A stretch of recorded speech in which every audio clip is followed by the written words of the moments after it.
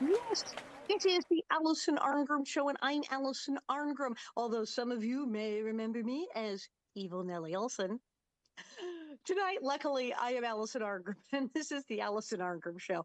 And here on the Alison Arngrim Show, we talk about things that make us feel good, the movies and the television shows that made us feel good, and the people who made them, and people who are doing things now to make the world a better and more interesting place.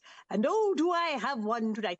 I'm so excited because this one combines many things that I love. It's someone who I haven't really met yet, who I'm a very big fan of, and then also involves some people who I have know who are friends who've been on the show before. It's all very complicated, and a marvelous show that is happening. There's a show coming. Anson Williams is directing it. Yes, happy. It's incredible, and the starring in it is this marvelous woman. Well, I'll let you figure it out. Was she Fonzie's girlfriend, or was she Richie's girlfriend? Because she technically played two different people on Happy Days. Yes, yes, and so much more, ladies and gentlemen. Linda Purl. Hi there. How are you? Very well. Thank you. Really happy to be on your show. Oh, thank you. It's fabulous. Yes. Now, obviously, we have many fans who know you from Happy Days, and I hadn't realized that's right. I kept thinking, oh, yes. Well, of course, she was Fonzie's girlfriend. But wait, were you Richie's girlfriend as well? Was this I confusing? It is. It was, yeah, it was confusing. Yeah, I did the first couple of years of Happy Days as Ron Howard's girlfriend.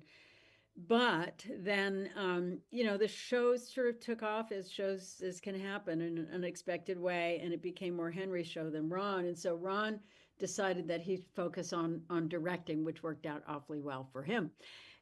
But when he left the show, that meant that all of the ancillary characters around his character were out of a gig, including me. Oh, So right. the show went on to have its, continued remarkable success, and all these years later, they put out Happy Days put out a casting notice that they were looking for a fiance for Fonzie, and they wanted a Linda Pearl type. So it's like, What? well, can you like see me for the role anyway? Not bad. They said a Linda Pearl type. So I went, and an entirely different character. And it's funny because I recently, well, this is the 50th anniversary year, stunningly, of Happy Days. And so some of the writers have put together a book, and there was a gathering for them the other night. And so a lot of the Happy Days gang gathered, writers and the, you know, associate producers and stuff.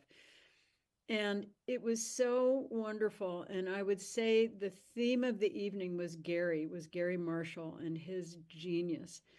And he was such an outside the box thinker, and he thought so holistically, and he moved all of our lives forward exponentially.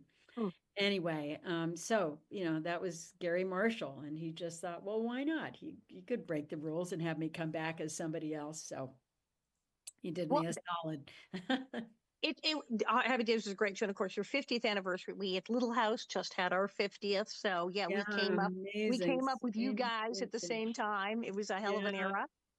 Oh And my. that is funny And that it we was. have sort of a relationship because now it's so long ago, I kind of forget. But I did a very short-lived series called Young Pioneers. Yes. Was now how is that related to the This Laura is Ingalls? bonkers. This is our Prairie connection. And I saw them went, oh my God, she did Young Pioneers. Your Young Pioneers, which was based on a book by Right, Rose Wilder Lane, which was right. Laura Ingalls Wilder's daughter, Oh, who was a very daughter. successful writer. And Okay. it's very crazy because it was in the 70s. And after that, it was the success of Little House had already started to really blow up. We started in 74. So about that time, they're going, well, we should get a Little House thing, the competition. Mm. And they went, well, Rose's books, we can go to Rose's books. They don't have the rights to that. And the reality is when Laura went to write the infamous Little House books, she couldn't get any traction. She wrote an autobiography and said, nah. Her daughter Rose was already a successful published author then, and she got her a deal and said, Oh my, is what if it that was so? children's books? It could be You children's know, books. There we are. I loved doing that show, and I was so sad that it didn't, that it failed. I think we did like three like half seasons. We kind of limped along, and somewhere in there, I mean, they're all dead and gone now, so I guess we can talk about them. But our producer, who I think was your first producer, Ed Friendly, No, yes, indeed, Yes, indeed. right. And it was, yes, Who absolutely had the I rights to the adored. Prairie Ed Books. was he was a great producer, and he was a feisty character, and And it was he him and Michael who said, we're going to make a show of this thing or thing. Yep. how interesting. And then, but Ed was our producer, and he really set sort of the template of it's like, oh, that's how you produce. You work like crazy to hire the very best people, a rigorous pulling together the casting and finding the right crew and the director and stuff like that. And then he was hands off, and then he trusted everybody to do their job. Yes. And it was really, I thought, oh, that's how you lead. That's how you do it. And Very much of the casting was on Little House, and Michael was Mr. If it ain't broke, don't fix it, as far as uh-huh, directing went. So it right. made total sense. And the thing was, as you saw on our show, we cast all these fabulous people. We have all remarked, especially during the anniversary and all the interviews, like, did he Right. direct you a lot? And we're all like, yeah, not really, because Uh-huh. he cast us all, and whatever you did at the audition was kind of like, I want that. This is what we're buying. We Uh-huh. want that.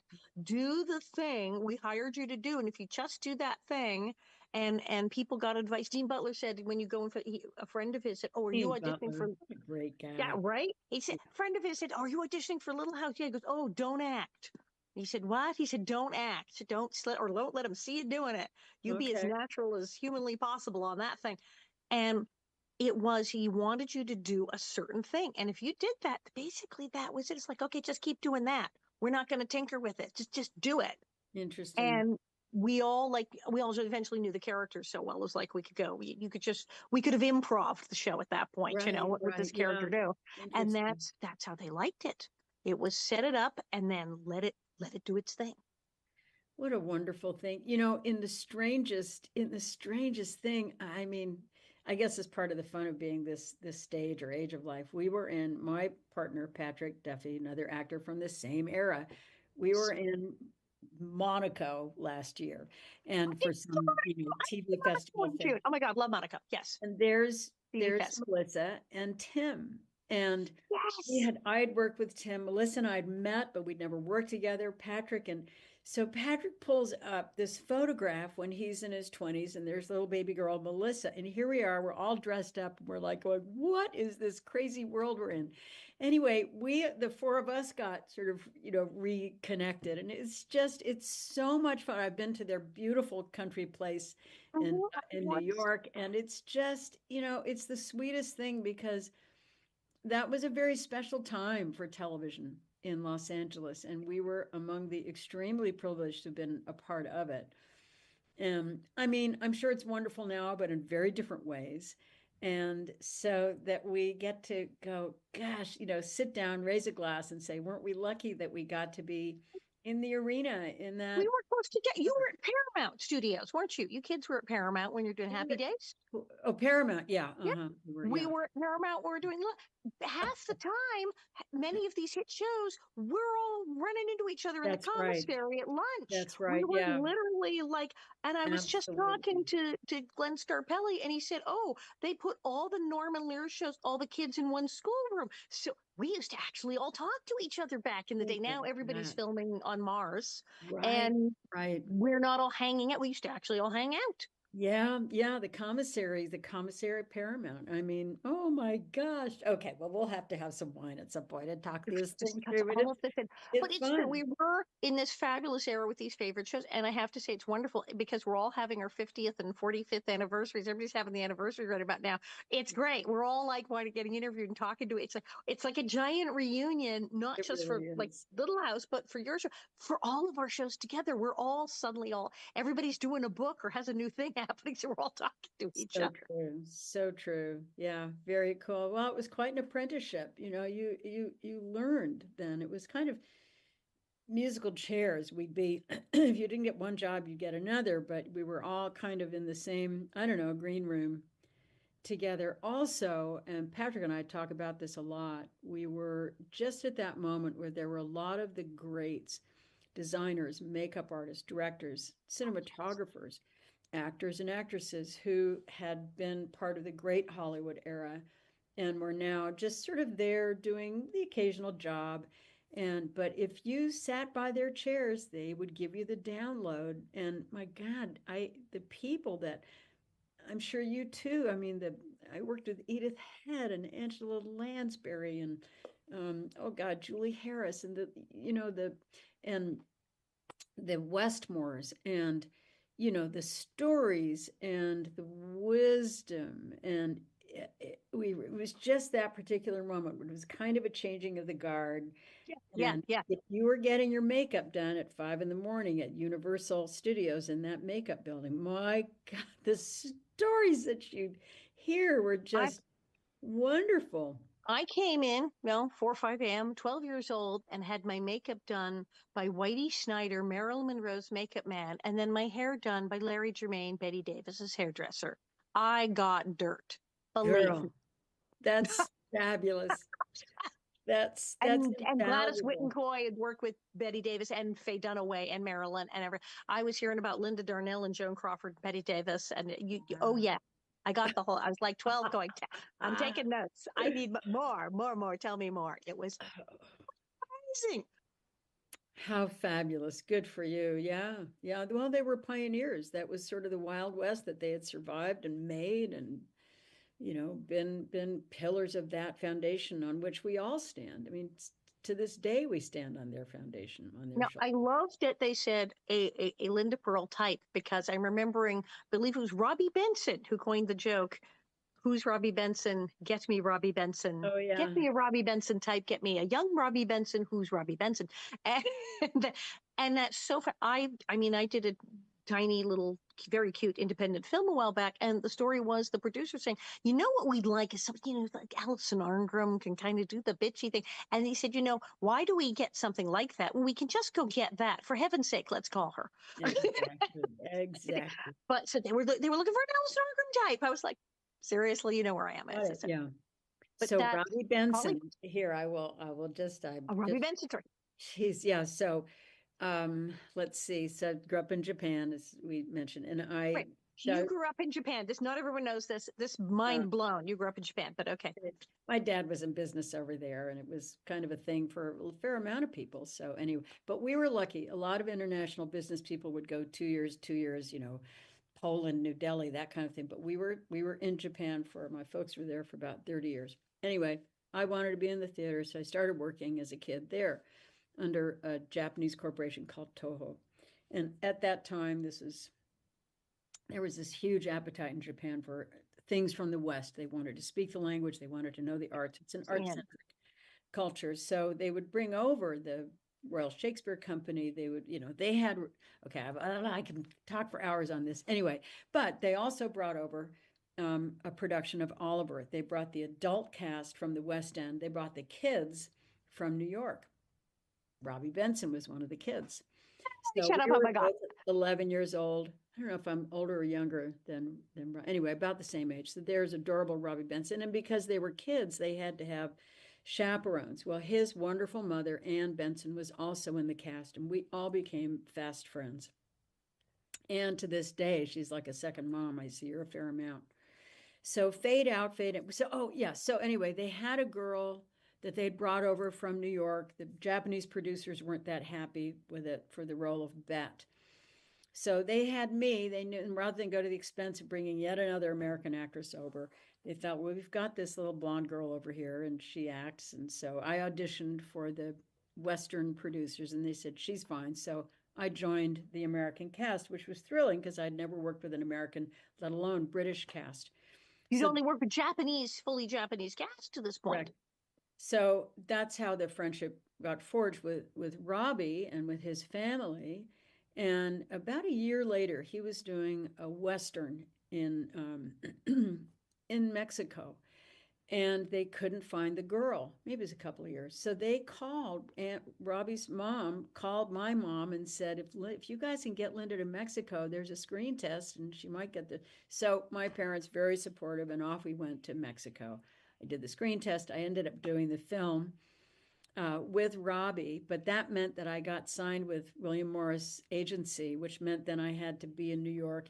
So Robbie and his family were key in terms of my transition coming to the States and starting to work as an actress.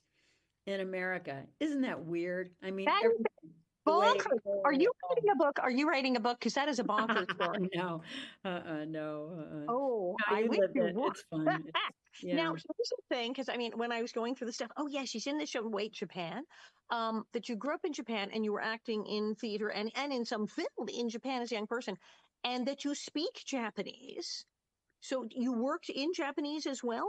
I did, but it's a hard language, but I was a kid and picked it up on the street. So I guess I studied a little bit of it, but and we were back there last spring, fall. Anyway, whenever we were back there last year for a month or so and doing some concerts and it was really fun. And the language, I think when you learn something that young, it Yeah, just stays embedded, somewhere in a deeper plateau, whatever that's called, not the hippocampus, but something deeper.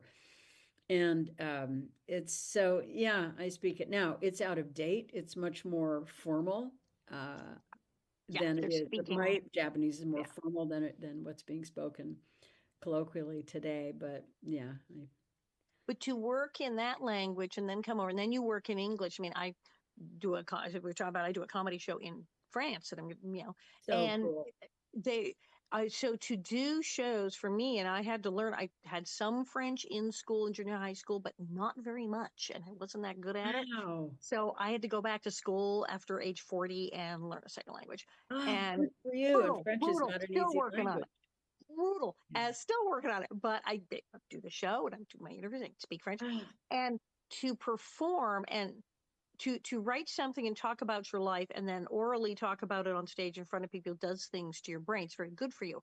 To yeah. then switch it and do it in another language does a whole other thing. To go back and forth and do the show in language, it changes how I perform in English. When I perform in English, and it changes how I perform in French. Right. Did you find an impact on your English speaking performances because you had done some of the material in Japanese? No, but I think that was a function of age because it was all mushed into one. It was just how you spoke. If it happened to be English or Japanese, it was all mushed in together because I picked up the language when I was 4. So it was just all part of communicating, period. What was different is the technique. So Mm, the technique in Japan was very technical, very formal, yeah, yeah. very contained, reflective in many ways of their culture, more so then than now. And then come to the States when they had just come, when I came back to the States and they'd just gone through, the riots and the peace and love and sex and drug, all of that stuff. I mean, it was the antithesis of basically everything that I'd learned. So that was hard to, what do you mean show your emotions? What do you mean don't articulate? What do you mean turn up Right. stage and don't face We were the doing audience? I let mean, it all hang out. We were yeah. doing let it all hang out. um, Be yourself. Be natural. You don't have to wear makeup. You don't have to wear a bra. We're gonna be all yeah. gonna be free. Right. I'd like to come from Exactly. Japan at the height of its Yeah. formal culture to that. Yeah, that That was that'd blow your mind. mind blowing. That was mind blowing. Yeah. So you had such an extensive career, and then you have a with a show, but you also have a tour. You also have a tour of a thing that you're doing because you sing. You sing. There's also with a dance performance. I'm just like, No, not dance. it's all That musical. believe me, nobody would buy. And actually, Nothing. about a year ago, or a couple of years, whenever it was, I did a musical, which was fine, but it had some pretty serious choreography, and it had been a solid 2 decades since I had to learn, Yikes. a dance routine. And I got through our first day of choreographing a couple of numbers. I was okay. My panic was just about here. But you did, And you did I, it. I did it. And I filmed it and I was home that night, on location, just, rehearsing and trying to get it into my body. And it's sort of like doing this, I mean, it was just to sing and act, Brain dance all at the synapse. same time. Yeah. And then the next day I came in and the choreographer said, I'm not very happy with that choreography. So I'm going to change, do a, pirouette here and then the jeté there and my eyes. And I just said, my panic went here. And I had to excuse myself from the rehearsal. I said, I'll be right back. No, I had a panic attack and I had to walk the block and stop. talk myself off a cliff. My nervous system was overloaded, so I just hadn't, it was foreign stuff to me. Again, when you're 12 years old, it's like, yeah, no problem. Sure, But I do anything. Yeah, whew, sure. this was, yeah, I eventually got there. I had a wonderful dance partner in this who would say, no, no, dear, this way. And But you did it. And how long ago is this that you did? this was a couple of years ago. It was a musical. Okay, I couldn't do. That's staggering that you actually you still pulled it off. It was, you just rehearse, and somehow that survival thing of like, I just gotta hang on and do it. But anyway, it's fun. But the singing It you is fun. managed, the singing tour you have though, you managed that. I do. Yeah. Somewhere, I guess I had moved to LA when I was about 18 or when I was 18, and there just wasn't an opportunity to sing. And I really, really started to miss music. I had recorded in Japan but I'd done musicals, so that it had just always been a part of my life.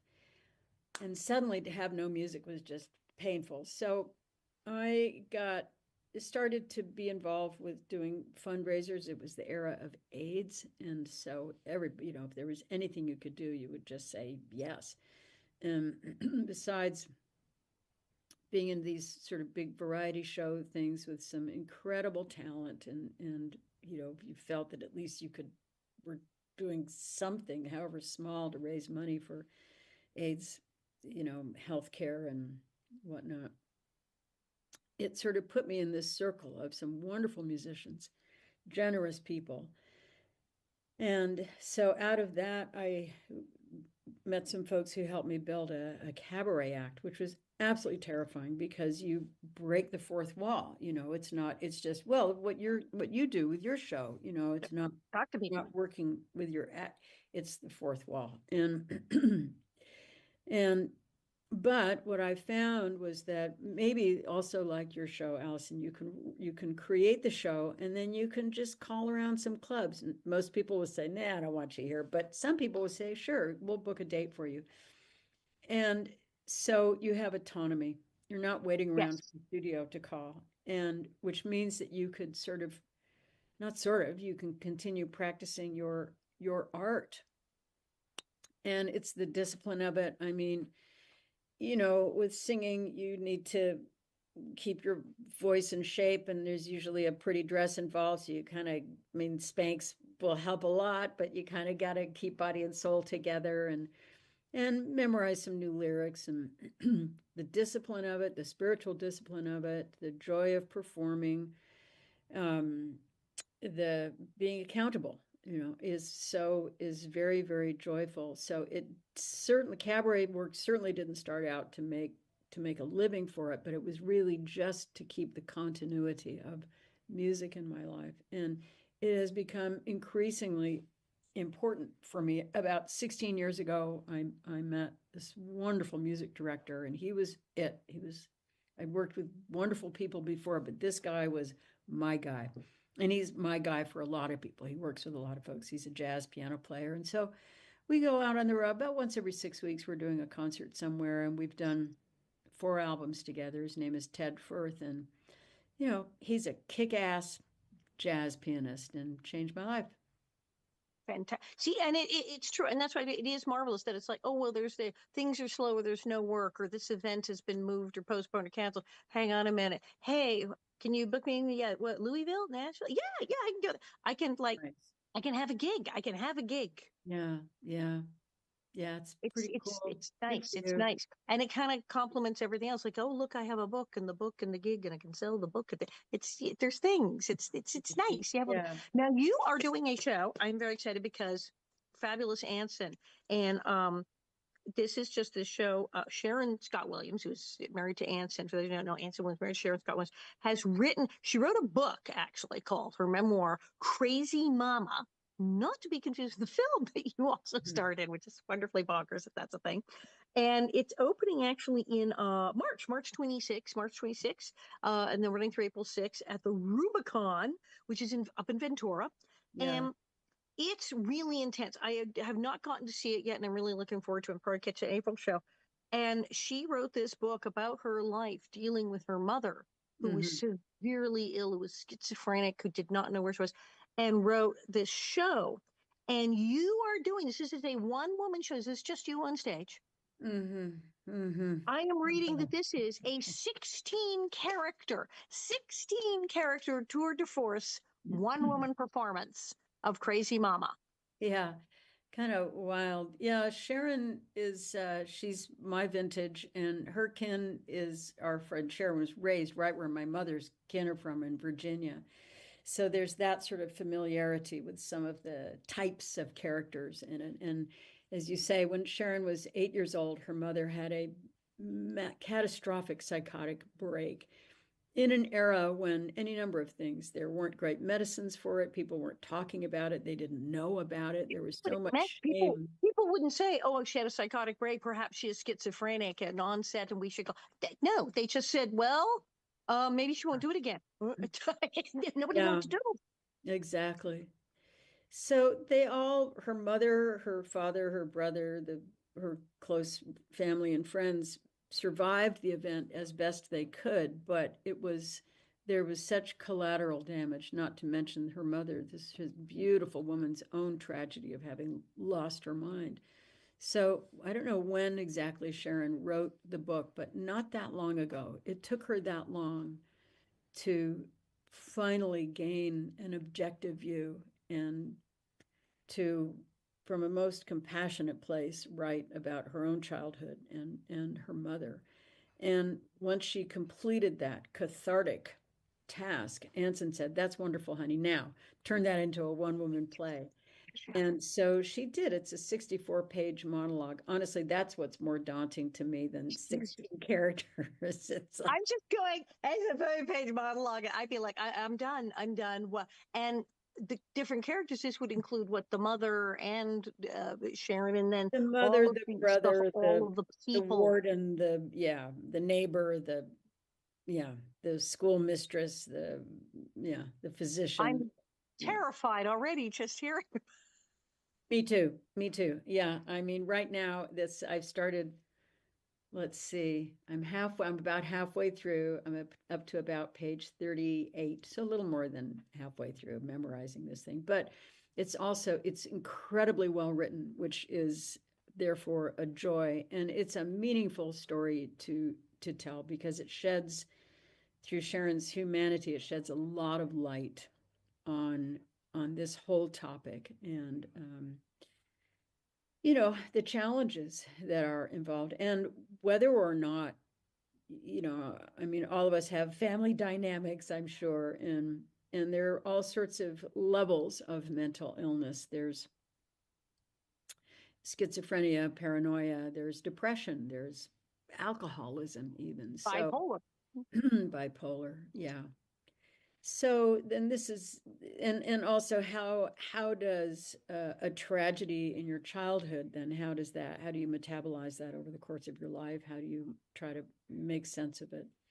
And it went on because she talked about that it was years and years that since she kind of became the caretaker because other people couldn't handle it, and she Right. was willing to put herself and try to navigate what mental health system or an excuse for it existed with her Correct. mother.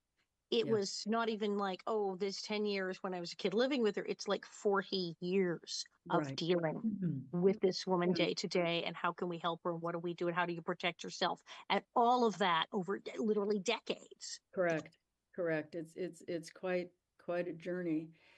So they've done, I think, some readings of it before, but this will be the first production of it. Anson, as you mentioned, is going to direct it. And we were talking the other day and said, could we have imagined that over 50 years ago when we met, that our lives would be Right? intertwined again, and now we'll be working together on this project that's so personal to Sharon, and obviously as her husband, Anson has a great deal invested in, in bringing this production to light. So we don't start rehearsals for a couple of weeks yet, but we're pretty much on the phone every day, just talking through things and trying to get clarity. And I think it'll take that long to really digest it and try to spew out a production that's worthy of Sharon's writing. And this must be very intense for her because this is her life. This is literally her life and what she went through. And as I said, there were a couple of readings, and here she's got her husband directing it, and it's Anson Williams from Happy Days, and and now you, her friend, again, it's all wound up to see this. I mean, to see moments from the worst, most traumatic moments of her life now on stage, and you performing them. This has got to be really intense for everybody involved. I think so. I think I've never met Sharon in person. We've done Zooms, but we've never, Oh, pressed the flesh, as it were. And it's interesting to sort of get to know someone backwards because I'm getting to know her from really the deepest well, level possible. like you'll get to small talk in a couple of months. How's the weather? Exactly. Yeah. We'll start with the worst thing that ever happened to Um, you, and then later we'll talk about lunch. and I imagine, I don't know, but as the creator of this project, I imagine that for Sharon, the process is going to involve a lot of letting go because I'll be playing her mother, I'll be playing her father and her brother, and I'm guided by the book, but it'll be me doing it. It won't be them. So I just hope, I mean, Sharon is such a lovely, gracious human being and a wonderful artist. So I'm sure she'll be okay with it, but it'll be quite a ride for her, I think, to see someone kind of intrude into all the corners of her childhood. Because it'll be someone else's life, your whole life story backdrop, your whole inner story, and everything that happened to you and your personality. Now speaking the words that her father said That's 50 right. years ago. What that's yeah. No matter how that's going to be, well, yeah, click, click, readjust. This is just all readjusting one's mental brain synapses here. It's just intense. Um, it's a fascinating story, and she talks about that, as she said, the soul crushing grip of a mental illness, but also because she does love her mother very much. And Mhm. part of the problem was resources for mental health for a woman who is going through this were compared to now virtually non-existent. Also, Nothing. this is like in Virginia. This isn't happening in New York or LA or Right. Chicago or some huge metropolitan center full of hospitals and institutes. This is in a small town. This is with people who have no idea what they're doing. The family doesn't know. They have no experience with these issues. Correct. And So it it's going through that. Yeah, absolutely. And it was scary. I mean, not knowing what they didn't know at that time. Is it contagious? Is it how dangerous is this person? Is she a danger to the community? So all of that was very impactful to Sharon's childhood, and she's a strong person. So she has, she's created a beautiful life for herself, hugely successful ad exec in New York. So she did survive, but that in the history of these kinds of journeys, there are many people that did not survive at the level that Sharon did. And I can't Absolutely. I imagine mean, what it's we, what to love her mother as fiercely, and they had a very special mother-daughter bond, very special, but for the fact that her mom lost her mind. I can't, when you love someone but it is actually dangerous on every level to love that person and to try to make that safe separation as a child. I mean, those are huge things to try to negotiate. and would her mother, presumably, it's like there would be times where she would come back to Earth, or she would be on Correct. medication or opera, where you'd think, well, we're out of the woods. We're going to have a normal relationship. Everybody's going to live happily ever after, but it's not gone. No, no, it was never gone, never really gone. So, and I think too, at this stage of life, you want to, because the arts are powerful, because they are bellwethers, because they help all of us process whatever we need to process in life, you want, especially at this time in our world and as a performer, you want to be involved with something that has meaning, something that can help or heal or illuminate or elucidate, articulate. So for all of those reasons, I am especially grateful to be involved with this this upcoming production. We still have such issues with our mental health system in different parts of the country. There are not the resources. I have friends who've been trying to start projects actually in some parts of the country where resources for teens who may be suicidal. It's like, well, if you're in the city, but if you're out here, where who do we call? That mental health resources regionally around the country are not what we need them to be. And for someone maybe who absolutely wants help, but nowadays it's more someone might say, I am having bipolar disorder and I actually know what I have and I want to go get good luck. It is extremely difficult for many people to access mental health services, not to mention the cost and insurance issues and everything else. And yeah. in the year that this woman was going through this, I mean, it had to be just like abysmal.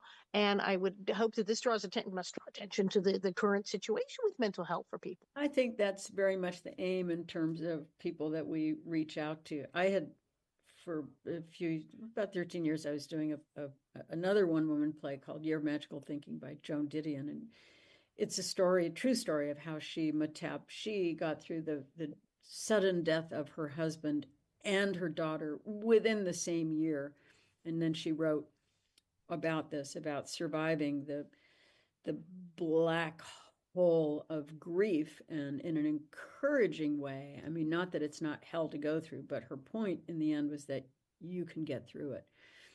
And as I got to do this around the country, there were, we'd have groups from grief counseling and hospice that would come to see this play, and we'd do talkbacks afterwards. And many people would say, finally, there's a play for us. We don't talk about death. We don't know how to talk about death in America. We don't. We was like, oh, that's not going to happen. Really? And so I imagine it will be the same thing with this, where there is an event, there will be an evening that looks into the ravages of mental illness and create an opportunity where people can talk about it and ask questions about it. So I'm hoping that this, that we reach a wide audience of people that are curious, that know a lot about it, that know nothing about it. Doesn't matter. We're just hoping that people can come and learn something from it. I certainly am. I am learning a lot about it. Just working on the play. And then with her relationship with her mother going on for so many years, there must be also with the family of Virginia. I presume there's also got to be elements of humor, even dark humor in this as well. There's a lot of humor. Yeah. There's a lot of humor. Mm-hmm. I think that's Sharon too. And Anson, yeah. Because well, the impression I've gotten of Sharon, the little I've got, yeah. Oh, good. Yeah. Good. Yeah. I mean, and they're these great characters from that part of the world that are just delicious. They're wonderful. There is that sense of humor from out there. Yes. That could, people. And that's the thing, is that in real life, when we're going through something really difficult or really just even completely terrible, human beings, we try to find the humor in it. We do laugh so that we don't just completely break down. And even the worst, there's situations where we grieve, where we fight, and where we laugh. And when you put all of those things together into one piece, that creates the realism. Mm-hmm. For sure. Yeah, for sure. Now, 16 characters, and it's how long? It's 64 pages long. and no intermission. Actually, there is an intermission. I think they're planning good. Yeah. Mm-hmm. I'm not worried about the audience. I'm worried about you. I think it's a lot. It's a lot. But clearly you can do it. I mean, if anybody can do it, man, it's you. Wow. Here's hoping.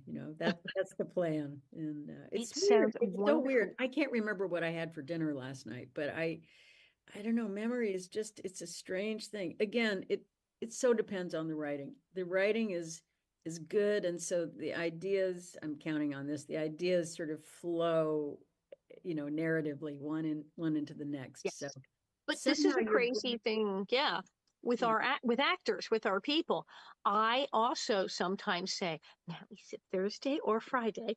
And where did I park the car? I have the little beepy thing so I can find the car. Right there with you. Yeah. When someone says go, can I memorize pages of a script and even in another language? Get me a pot of coffee and sit me down. Yes, we'll do that. And I can remember vast sums of things to talk about in between my stand-up show and writing a book. And people say, how on earth do you remember all the things you remember? And I go, it's amazing. But do you know where I park my car? Right. Because Yeah, Alison. that, Yeah, yeah, totally. It's so it comes and strange. goes. You get older and you go, I can't remember anything. And said, yes, but you just got up and did it. Well, oh, that's actor brain. Right. It's actor brain. Thank you. I'm going to steal that phrase. Yeah. We luckily we all are gifted with actor brain. Mm. I'm just looking forward to this, and it's up in the Rubicon. Um, apparently I have not been there, but apparently this fantastic Rubicon Theater Company in Ventura of all places. It is. Yeah. I did their first production. Uh, however many, I might be 30 years ago. I'm not sure. I think this is my ninth production with them. It's a Oh wow, okay, beautiful regional theater in Ventura, which is this lovely town. I mean, I used to go get in the car in Los Angeles and go, oh, there's a Ventura, huh, go on to that Santa Barbara. place. Never got off in Ventura, but it's a great community, beach community, and there's a lot going on there. So, and the founders of that theater, Carolyn Burns and her husband, Jim O'Neill, figured that out years ago and they planted their theatrical roots there. And they've been doing wonderful, wonderful work for all these decades now. So it's kind of a homecoming for me to go back and work there again. What an incredible thing. And she said, here we are 50 years later, this incredible era we came out of, and you're back at this theater where she said you've done multiple productions. You did their first production, and it's being directed by Anson Williams from Happy Days. I think What? besides health, good health, touch wood, it's my most favorite part of life at this point, and the economy of it, how life does fold into each other. I mean, look at you and me. We've never met, but now I feel like I've known you all my life. And Great. there's all of this wonderful connective tissue. And so there's a lot of translation that it doesn't need explanation. And we didn't know it, but when we were going to work at 5 and 6 in the morning and working with these wonderful people, we were doing that, but I didn't know that we were also building that weave of friendship. When I first met Anson, I didn't know that I was starting a friendship that would feed directly into work that we'll be doing in the room. There's a level of trust, a level of knowing that we will have because we have 50 years of history, for goodness sakes. And it just like any stew, it just makes everything so much richer and better and deeper. We're having fun with that now in our 50th year, now 51st year of Little House Madness. Dean Butler, who says hi. Dean Oh, Butler. And good. Say hi. Yeah. I see him now constantly, which is crazy because we have a whole 50th anniversary podcast Oh, and that we do. And it's me and Dean Butler and Pamela Bob of New York. She's a Broadway actress, but she's a very big Little House fan. And she's sort of the ask the good questions, the voice of the fandom. And yeah. we talk about Little House. We do whole discussions of episodes. We've had on darn near everybody from the show. And we have on people who are experts about Laura Ingalls Wilder, what have you, or the show. And it is all things Little House, but as processed by me and Dean and Pamela Bob in New York. And it's Very cool. hilarious. We are a riot, if I may say so myself. I But bet it's you are. Of course you are. but it's so crazy to have this person who I met in the 70s. Right. And then we have our guests on. I mean, we had Melissa Gilbert on. It's like, so we've literally physically known each other 51 years. Right. And our church, and we just talking, and with some of the cast members, it's that thing. If you didn't see each other for a year, you can just start picking up the conversation where you left off because it's like, and we're weirdly like a family. And Right. now we're able to just, every week or so, go, let's all go on the show and discuss it at length and in depth in front of everyone. It's Very been like cool. therapy. But it is marvelous. We've been having more of these get togethers with our cast members, and it's fascinating how we relate to each other over a thing that started 50 years ago when we met Right. at 5 in the morning. Right. Yes, it is. It's a wonderful thing. It's just great. It's just great. It's fantastic. Well, I am looking forward to this. It's absolutely intense here. as it says, a testament to the steely resilience of the human heart. Yes. They're saying it's really about hope, because she continues to just hold out hope that they will get through this somehow. She did. Yes, she did. That's a really good way of phrasing it. She hope was the fuel, and in some ways it won the day. In some ways. Mm-hmm. But even where it didn't win, it got them through. It allowed them to, as she says, get out of bed in the morning. Right. So it's a testament to the strength of the human heart. And these things nowadays, they talk about ACE, adverse childhood experience, that they now know. Yes, these things do affect you permanently later in life. It's a physical thing. What are you going to do? It has physical effects on a person, and it's how do you navigate that? How do you react to it? Do you use humor? Do you use hope? How do you survive? Everything, right? You use everything. I mean, yeah, from white lightning to body jokes to ridiculous humor to crying to healing to just getting on with it. It's a constant creative process of moving forward. Okay, so it's Rubicon Theater Company. It's on Main Street in Ventura. People, get your tickets. You got a little time here. It's absolutely incredible. It's going to be March 26th through April 6th. I'm like, I'm gonna try and catch an April show. I'll be back, France. Oh, good. Thank you. And we can do that. Where can people find you? I still think you should write a book. Where can people find you and find about where you're going to be singing, speaking, thank you. breathing? Thank you so much. Where are you? Okay, so I have lindapurl.com if anybody does that. And I'm not great about posting, but sometimes, the posts are kind of this there. But lindapurl.com, that's kind of has my what I'm up to and what we're doing for the most part. So all right. Thank you so much for coming on my show. I've always wanted to be on your show. Thank you. Likewise. Like, I'm going to write to people and say, I met your girl. Fantastic. I'll say hi to Dean for you. And like I said, cool. Tell him to get his terrier to the show. I'd love to see him. I'll make him go. I'll make all the prairie people go. We've got prairie people up in Ventura. I'll just make them all go, and they can call me and tell me about it before I get there. All right. Thank you so much. Thank you. And this is the Alison Arngrim Show, and that was Linda Purl. I'm Alison Arngrim. Thank you.